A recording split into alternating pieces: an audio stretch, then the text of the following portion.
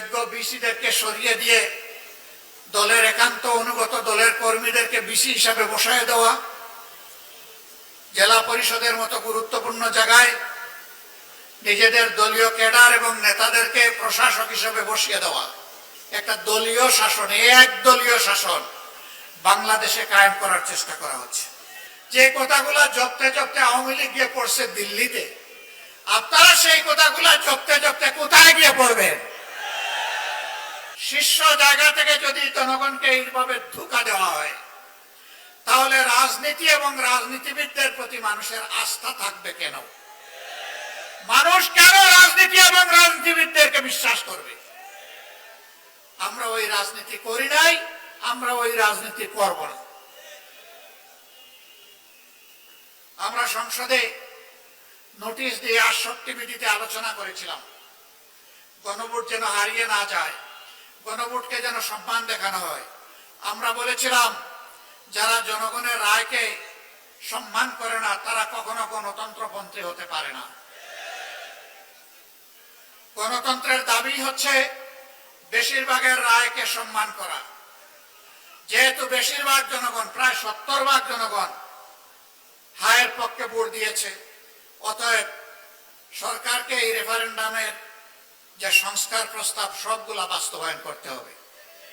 তারাও বলেছিলেন, ভোটের আগে জনগণ যদি হায়ের পক্ষে রায় দেয়, তাহলে যেই সরকার গঠন করুক, আমরা এই জনরায় পরিপূর্ণ করতে মানতে আমরা বাধ্য থাকব।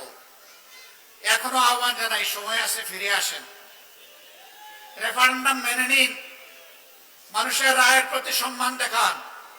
নইলে মনে রাখবেন, মানুষের রায়কে উপেক্ষা অগ্রাহ্য করে জোর করে যদি শাসন ব্যবস্থা চালাতে চান, এই জনগণ আপনাদের সামনে হিমালয় পর্বত হয়ে দাঁড়িয়ে যাবে।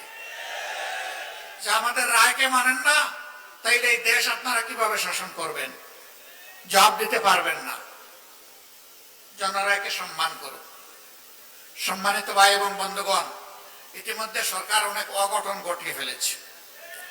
কেন্দ্রীয় ব্যাংকের গভর্নর নিয়োগ, ইসলামিক ব্যাংক সহ বিভিন্ন ব্যাংকের দিকে কালো হাত, বিশ্ববিদ্যালয়ের যোগ্য বিসিদেরকে সরিয়ে দিয়ে দলের একান্ত অনুগত দলের কর্মীদেরকে বিসি হিসাবে বসায় দেওয়া, জেলা পরিষদের মতো গুরুত্বপূর্ণ জায়গায় নিজেদের দলীয় ক্যাডার এবং নেতাদেরকে প্রশাসক হিসেবে বসিয়ে দেওয়া,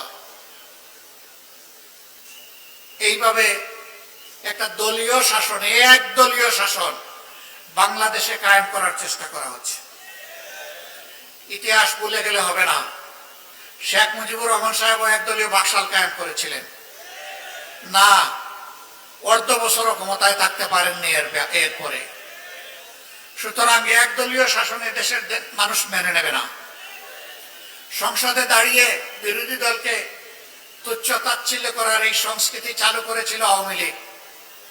সবচেয়ে বেশি গালি দিত বিএনপিকে, সাথে সাথে আমাদেরকেও একটু রাখতো, ছাড় দিত না। এখন বিএনপিও ওই পুরানা আওয়ামী লীগ যা বলতো, সেই পুরানা আমলের কথাগুলা এখন তারাও জপা শুরু করেছে। যে কথাগুলা জপতে জপতে আওয়ামী লীগ গিয়ে পড়ছে দিল্লিতে, আপনারা সেই কথাগুলা জপতে জপতে কোথায় গিয়ে পড়বেন?